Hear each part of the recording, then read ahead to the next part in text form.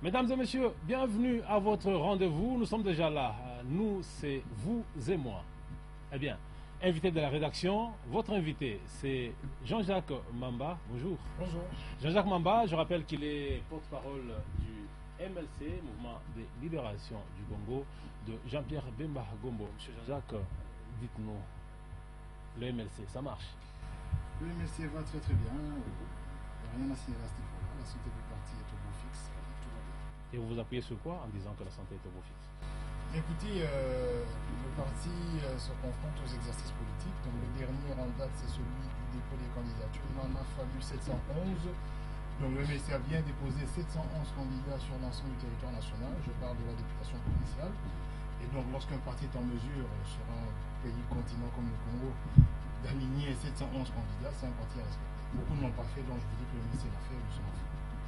Le MRC est en bonne santé pendant que l'autorité morale se trouve être en prison jusqu'au jour d'aujourd'hui. Dites-nous un peu, quelle est la situation de Jean-Pierre Bemba Gombo, l'autorité morale du MLC? L'autorité morale du MLC, donc le sénateur Jean-Pierre Bemba va très bien. Là, je parle du point de vue de sa santé, ça veut dire qu'il est totalement en forme. Maintenant, en ce qui concerne son procès, comme vous le savez bien, nous sommes dans l'attente du verdict. Et je crois que dans les jours qui viennent, dans les semaines qui viennent, notamment au mois de juillet ou plus tard, nous aurons un aperçu du verdict. Et dans ce moment-là, nous pourrons vous dire exactement ce qu'il en est. Mais nous espérons de tout notre cœur qu'il sera parmi nous dans un futur très très proche. Donc vous croyez vraiment que Jean-Pierre Bemba sera innocenté après tout le temps passé entre le quatre murs? Écoutez, il ne faut pas nous empêcher de croire ce que nous voulons. C'est-à-dire que nous sommes en train de vous dire ici que par rapport aux charges qui ont été établies, par rapport à la durée qu'il a déjà passée en prison, et par rapport au fait que le dossier est vide, nous avons des raisons tout à fait légitimes de penser qu'il sera parmi nous très bientôt. Donc ici, c'est du pragmatisme aussi, de l'espoir, et je pense que ça va fonctionner. Et vous êtes de ceux-là qui pensent que l'emprisonnement de Jean-Pierre Bemba est à la base de cette déstabilisation de votre parti politique au jour d'aujourd'hui? Mais vous savez, on ne peut pas dire qu'il n'y a pas eu d'impact. Je pense que le fait que le président, le chairman, le président national, le sénateur Jean-Pierre Bemba n'est pas parmi nous, peut justifier plusieurs comportements que nous avons pu observer. Vous savez, ce qui caractérise le pays post-colonial, c'est-à-dire je parle du Congo, de la RDC post-coloniale, c'est les tergiversations, c'est les inconstances politiques, c'est le fait que les personnes n'ont plus d'engagement en réalité et qu'il n'y a plus d'honneur en politique. Donc les personnes prennent des engagements mais n'arrivent pas jusqu'au bout pour des raisons plusieurs qui sont notamment les raisons socio-économiques qui font que les gens changent, excusez-moi, changent des fois de bord politique, passant de la majorité au pouvoir ou l'inverse. Mais je pense très bien que dans le cas actuel, c'est-à-dire celui du sénateur Jean-Pierre Bemba, son absence peut justifier un bien nombre de choses. Oui, monsieur Jean-Pierre, Jean-Jacques Mamba, vous êtes porte-parole du MLC.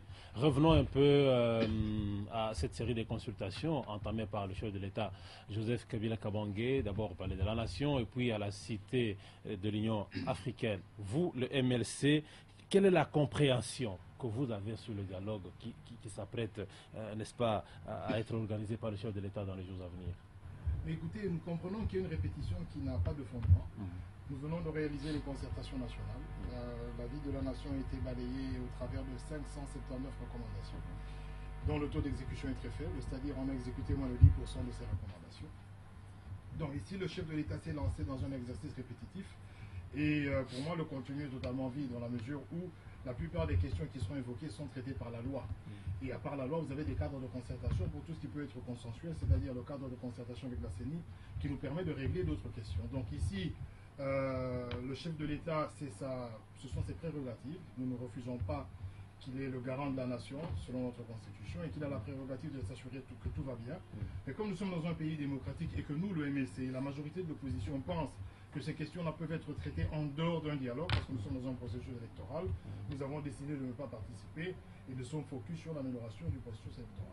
Écoutez, qu'est-ce que vous reprochez au chef de l'État? C'est le fait d'avoir entamé les consultations ou vous pensez que c'est du remplissage? Non, la question devrait être qu'est-ce que le chef de l'État reproche aux concertations nationales? Qu'est-ce que vous reprochez? C'est pour vous dire que les concertations nationales ont épuisé tous les sujets et tous les problèmes de cette nation. Oui. Et nous avons pris plus d'un mois pour prendre le travail qui est en concertation nationale. Maintenant, qu'est-ce qui n'a pas été dit aux concertations nationales qui doit être dit durant le dialogue? C'est ça la question de l'opposition. Donc nous, le MLC, n'ayant pas de réponse à cette question, nous disons, nous avons fourni un travail de titan pour produire les 579 recommandations. Il s'agit notamment des droits de l'homme, de l'organisation des élections, du respect de la Constitution, de toutes les questions de l'heure. Elles ont été vidées de leur contenu et des recommandations claires ont été établies. À ce moment-là, nous ne voyons pas ce que nous allons encore aller dire au chef de l'État. Donc c'est à lui de nous dire ce qui n'a pas été traité aux concertations nationales. Et si lui pourra le dire, alors en ce moment-là, il pourra trouver des solutions. Mais ce que nous disons, c'est qu'indépendamment de son action, qui peut être respectée et que nous appuyons, dans le sens où il a sa responsabilité en tant que chef de l'État, nous disons, voilà, respectons les processus électoraux. Si un dialogue vient à nous amener à ne pas respecter notre propre constitution, nous nous insurgeons. Et apparemment, l'allure que prend ce dialogue ou que prend ces consultations, nous entendons par-ci par-là qu'il n'y a pas d'argent, qu'on veut modifier le mode de scrutin. Nous disons simplement, nous ne sommes pas d'accord et nous allons continuer à batailler pour que le processus électoral puisse suivre son cours. Attends, à vous entendre parler, c'est comme si vous récusez même la qualité des hommes politiques que nous avons en RDC, tout simplement parce que ceux-là qui ont été aux concertations nationales, ce sont ceux qui ont réclamé à cri le dialogue. Ils ont estimé que les concertations n'ont pas pu épuiser toute la matière et qu'il fallait le dialogue pour corriger les erreurs. Vous n'êtes pas avec cette opposition. Parce que les MSC ne se sentent pas fragilisés le fait qu'il y a une partie de l'opposition qui est pour. L'UNC, l'UDPS, qui sont les plus grands partis représentés à l'Assemblée nationale, ne sont pas fragilisés. D'ailleurs, c'est le contraire. Nous sommes tout à fait renforcés dans l'idée selon laquelle M. Kabila a géré le pays pendant 14 ans. S'il n'a pas trouvé les solutions qu'il fallait pendant les 14 années, nous ne voyons pas comment en 16 mois il va trouver des solutions. Donc comprenons que nous sommes dans une année électorale et que la majorité de l'opposition institutionnelle, se prépare dans un projet d'alternance. On ne voit pas ce que M. Kabila, le chef de l'État, va résoudre en 16 mois qu'il n'a pas pu résoudre en 14 ans. Donc ce que nous disons, c'est que nous avons des priorités et le vrai dialogue actuellement, celui qui est le plus important, celui que la population entend, c'est le dialogue ou la dialectique électorale. C'est-à-dire nous allons aller parler au peuple pour dire au peuple, voilà, nous avons vu ce qui s'est passé durant les 14 dernières années, voici notre projet alternatif, voici notre candidat à la présidence ou voici nos candidats à la présidence de la République, nous sollicitons vos voix. Donc ça c'est le plus important. Maintenant, nous ne reprochons rien aux politiciens qui sont partis voir M. Kabila parce que nous sommes dans une démocratie. Mais autant nous respectons leur position, il faudrait aussi qu'on respecte la position de ceux qui ne veulent pas y aller, qui trouvent cela inopportun. Et malheureusement ou heureusement, je n'ai pas vu un parti qui n'a que serait-ce que 5 ou 10 députés de l'opposition qui est parti aux consultations. Donc tous les partis qui constituent le gros de l'opposition parlementaire ne sont pas partis, donc ils ne sont pas fragilisés. Entre celui qui a tendu la main et ceux qui ont réclamé, à qui est-ce que vous donnez raison ou qui a tort? Parce qu'il y a une partie de l'opposition qui voudrait à tout prix à ce qu'il y ait dialogue. Kabila a dit, ok, vous voulez le dialogue, les concertations, vous êtes plein, vous voulez le dialogue, voilà, je suis prêt pour le dialogue. Mais écoutez, je vous ai répété ici que le chef de l'État a cette responsabilité. Nous ne condamnons pas le chef de l'État. On ne veut pas, nous, être condamnés parce que nous n'avons pas participé. C'est la démocratie. Lorsque nous sommes passés de 2 tours à 1 tour et que cela avait créé un tohu avec une majorité mécanique à l'Assemblée nationale qui a fragilisé les équilibres géopolitiques dans ce pays, le chef de l'État n'a pas voulu le dialogue. Le dialogue n'a pas été demandé maintenant. La demande de dialogue date depuis 2011 et même avant 2011. Le chef de l'État n'a répondu à aucune de ces demandes. Lorsque, après les élections, nous avons eu des chars de combat dans les rues et que le chef de l'État lui-même a reconnu que les élections étaient chaotiques, on a embarricadé M. Tshisekedi qui ne pouvait plus sortir de chez lui. Nous étions demandeurs de dialogue. Le dialogue n'est pas arrivé. Donc si à un moment donné, le chef de l'État se sent prêt pour faire le dialogue, comprenez aussi qu'en ce moment-là, il y a des gens qui ne sont plus intéressés par le dialogue parce que, sachant que nous avons des élections électorales à respecter, donc vous ne voulez et que pas nous que allons... le pays puisse décoller. Mais monsieur, en 14 ans, si on ne fait pas décoller un pays, on ne va pas le faire décoller en 16 mois. Est-ce qu'on se comprend? Mais si on est en mesure de le faire en 16 mois. Qu'est-ce qu'on va résoudre en 16 mois, monsieur? Dites-moi, nous avons des gros problèmes ici. Nous avons des problèmes dans l'armée, nous avons des problèmes dans la police, nous avons des problèmes avec l'accord de Moody, avec nos fonctionnaires, nous avons des problèmes au niveau de la santé, nous avons des problèmes, même nos enfants, nous n'arrivons pas à les vacciner. Pendant 14 ans, et même pour les élections, les médias, même M. Moukébaï et tout ça qui sont arrêtés, vous le savez très bien. Donc, ces problèmes-là, s'ils n'ont pas été résolus en 14 ans, je ne vois pas comment en 16 mois, par un coup de baguette magique, on va résoudre tous les problèmes. Ne serait-ce que par respect. Vous ne pouviez pas, ne fût-ce que vous laissez consulter. Nous respectons, attendez, nous respectons le chef de l'État. Nous sommes un parti républicain, nous, le MLC. La présidence de la République, c'est une institution que nous respectons selon les prescrits de la Constitution. Ça, vous pouvez le noter. Maintenant, nous sommes dans une démocratie. Cela ne veut pas, la Constitution ne nous oblige pas à répondre à un appel de M. Kabila. Pas de ce qui n'a pas été fait, parce que peut-être avec votre rapport, non, ce que j'aimerais que vous compreniez, c'est que si nous avons passé plus de 45 jours pour parler de ce pays, il y a moins d'1 an, que nous avions donné de notre temps pour parler de ce pays. Si nous estimons que nous avons donné l'essentiel, comprenez que nous n'ayons plus de matière nouvelle à rajouter. Est-ce que vous comprenez Est-ce que vous n'êtes pas gêné le fait que Thomas Louaka, Kambinga et consorts sont dans le gouvernement et que vous, par gêne, vous ne voulez pas siéger avec eux, vous ne voulez pas être consulté en même temps que eux? Non, est-ce que être dans le gouvernement, c'est un privilège? Dans un pays, on n'a résolu aucun problème. Ce n'est pas un privilège. Non, parce qu'ils y sont au nom du MLC. Non, ils y sont au nom maintenant du MLCL. Je crois que la délégation qui a été reçue, c'est celle du MLC libéral. Ce n'est pas le MLC, c'est deux entités ou deux partis politiques différents. Est-ce que être dans le gouvernement de Matata, c'est un privilège? Est-ce que si vous allez dans le chef de la population, vous demandez à n'importe qui est le ministre de l'Agriculture, il va vous donner son nom? Ce n'est pas un privilège parce que les problèmes ne sont pas résolus, la famine est là, le chômage est là, tout est là. Donc ça veut dire que être dans ce gouvernement-là n'est pas un honneur, n'est pas une gloire. Non, ça n'a rien à voir avec des personnalités. C'est par rapport à nos principes. Quels sont nos principes? Nous sommes dans un processus électoral. Nous avons le cadre de concertation à la CENI, donc pour les questions électorales, nous pouvons faire la tripartite et discuter de ces questions-là, notamment l'enregistrement de nouveaux majeurs, élaguer, postposer les élections municipales et locales et urbaines. Ça, on peut le discuter à la CENI.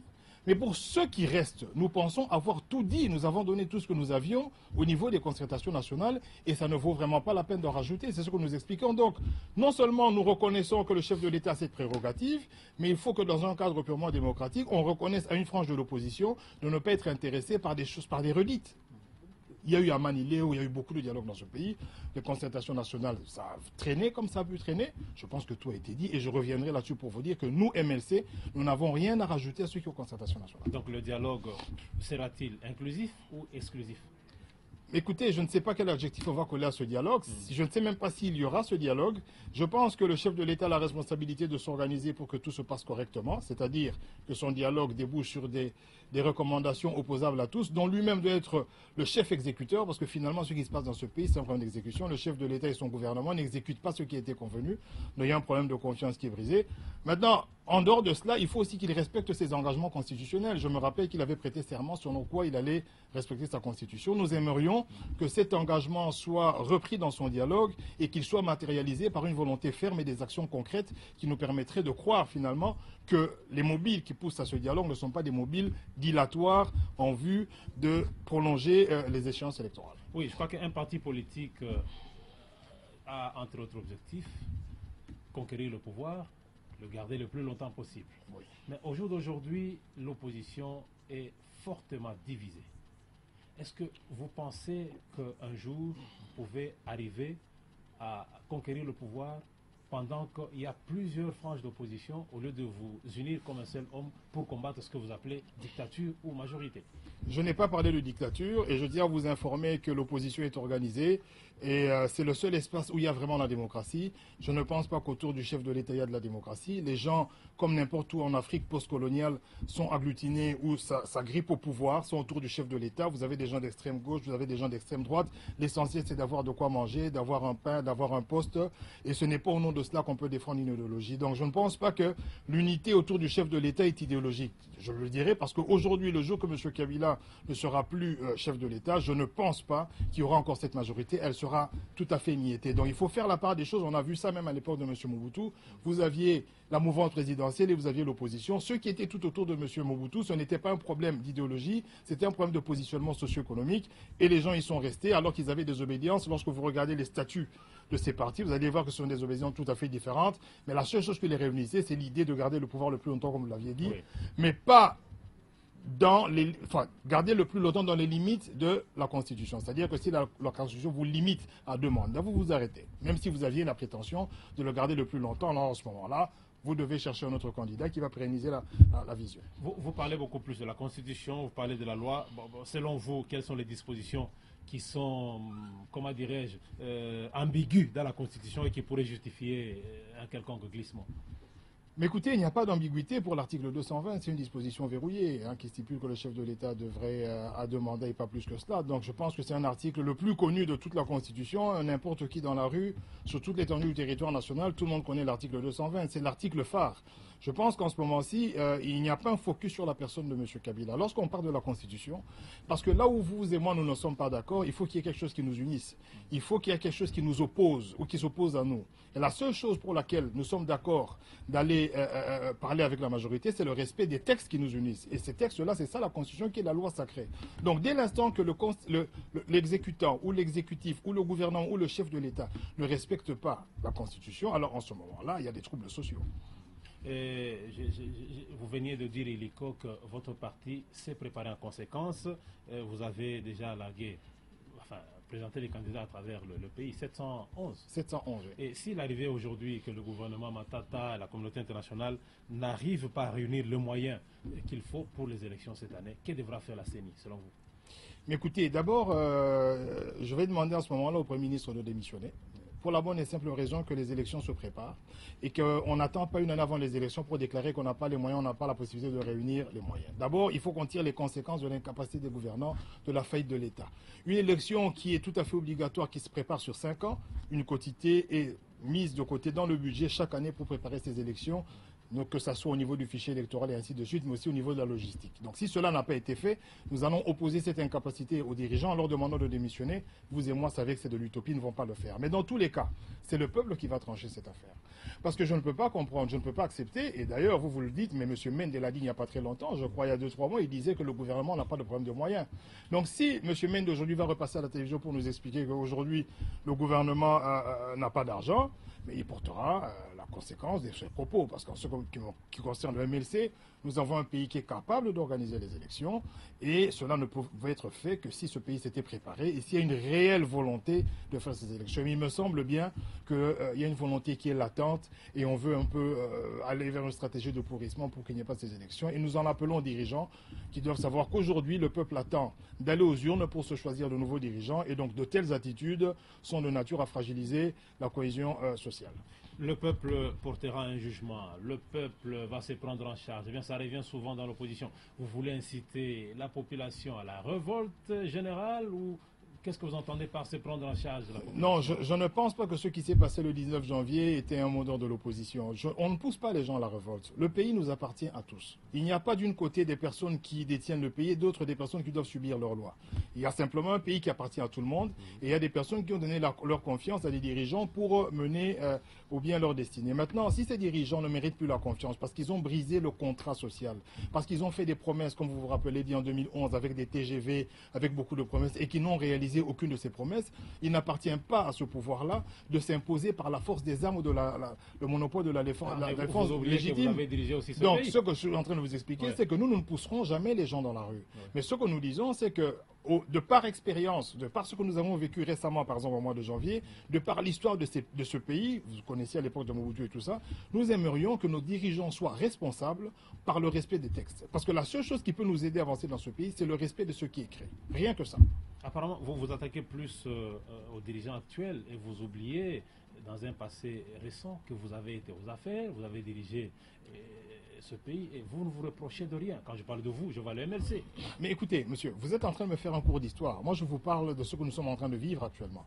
On ne va pas reprocher au MLC ou au MPR d'avoir été aux affaires. Je pense que le MPR a été sanctionné par l'AFDL. Les gens ont vomi le MPR et M. Mobutu est parti. Donc je pense qu'à chaque époque, il faudrait circonscrire. Et ici, nous sommes dans l'époque M. Kabila ou l'époque kabiliste. Donc dans cette époque, si les problèmes ne sont pas résolus, laissez la population, laissez l'opposition s'exprimer. On n'a pas besoin de dire que vous n'avez pas le droit de parler parce que vous étiez aux affaires. Non, nous ne sommes plus aux affaires. Ça fait déjà beaucoup de temps, beaucoup d'années que nous ne sommes plus aux affaires.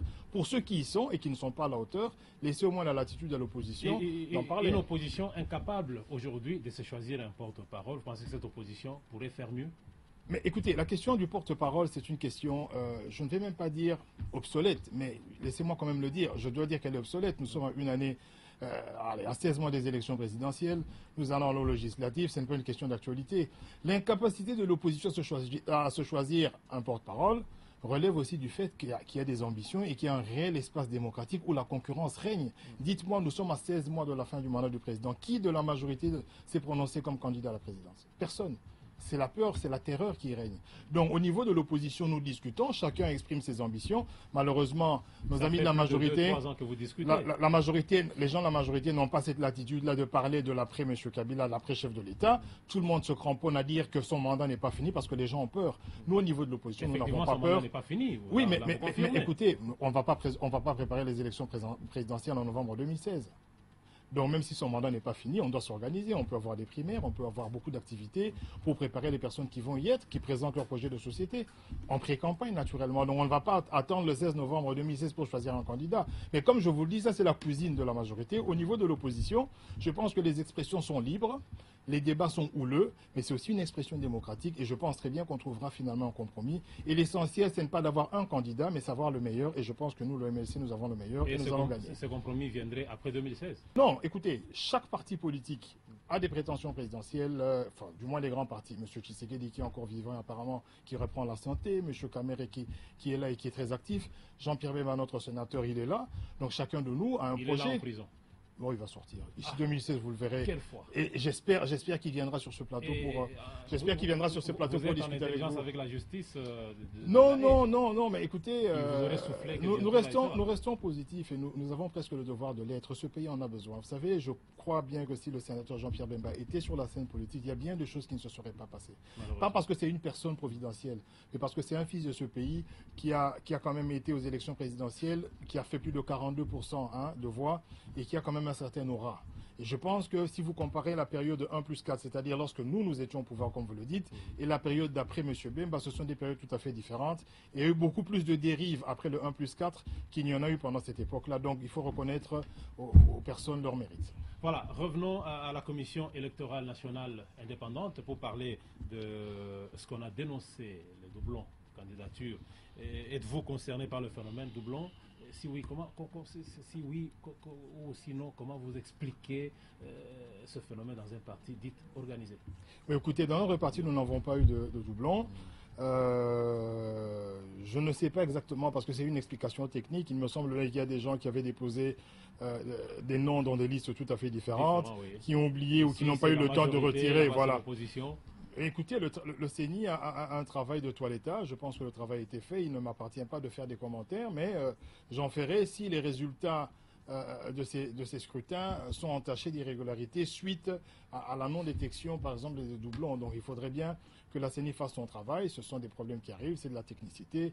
Il ne m'appartient pas de critiquer les partis ou les personnalités qui l'ont fait. Ça peut arriver pour une raison ou une autre que le nom se retrouve sur deux listes. Ou même que l'agent de la CENI... C'est vraiment responsable, vous êtes dans un parti, vous êtes porte-parole du MLC. Je suis porte-parole du MLC, mais je ne peux pas justifier des choses que... Attendez, je ne suis pas responsable de ce que les autres partis font. Si vous m'aviez dit au MLC, nous avions remarqué que vous aviez envoyé des doublons, j'allais vous répondre au nom du MLC. Vous n'êtes pas concerné. Nous ne sommes pas concernés parce que nous n'avons pas de doublons. Nous avons fait les choses de manière la plus organisée que possible. Maintenant, pour ce qui est arrivé, nous regrettons que ça arrive et nous espérons que la CENI pourra mettre fin et organiser les fichiers tels que les élections déboucheront sur de la crédibilité et de l'apaisement. Oui, monsieur Jean-Jacques Mamba, croyez-vous à une transition dans les buts de rassembler les moyens et organiser de bonnes élections aujourd'hui? Si on se disait, bon, en attendant les moyens... Sur base de quel texte nous aurons une transition? Et pourquoi ce pays doit fonctionner avec des transitions? Pourquoi ça fait plus de 60... Allez, nous avons eu les élections, les indépendances vers les années 60. Nous sommes aujourd'hui en 2015, donc ça fait plus ou moins 55 ans. Combien de transitions avons-nous eu? Pour quel résultat? Pourquoi on doit faire une transition? Si le gouvernement ou l'exécutif, ou M. Matata ou M. Kabila, le chef de l'État, n'ont pas les moyens d'organiser les élections, ils peuvent démissionner. Pourquoi on doit aller dans une transition?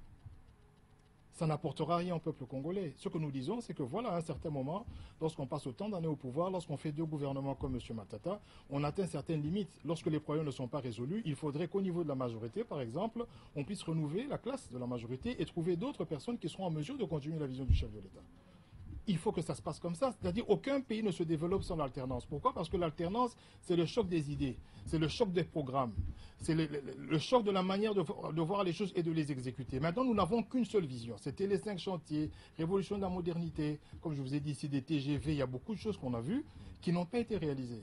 Et nous avons des idées qui sont tout à fait contraires. Nous choquons nous sommes en train d'appuyer ces idées-là et nous voulons aller au perchoir pour présenter autre chose. S'il y a une solution qui n'a pas marché, il faut une autre solution avec d'autres personnes. Parce que le pays, comme je vous l'ai dit, appartient à tout le monde. Et si aujourd'hui le destin décidait que le MLC prenne le pouvoir, quelles seraient vos priorités? Écoutez, vous savez, le développement, j'entends souvent M. Matata dire que nous serons un pays émergent.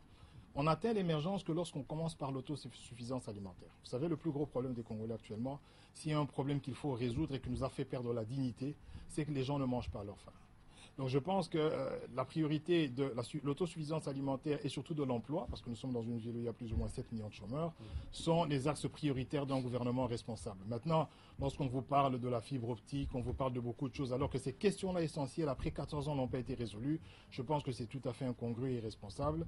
Et nous, en tant que gouvernement aux affaires, je pense que le sénateur Jean-Pierre Bemba s'attaquera d'abord à ces questions-là pour permettre à ce que les gens qui doivent réfléchir pour le développement réfléchissent le ventre plein. Parce que lorsque vous êtes affamé, vous ne pouvez pas réfléchir au développement, vous avez d'abord réfléchir pour manger.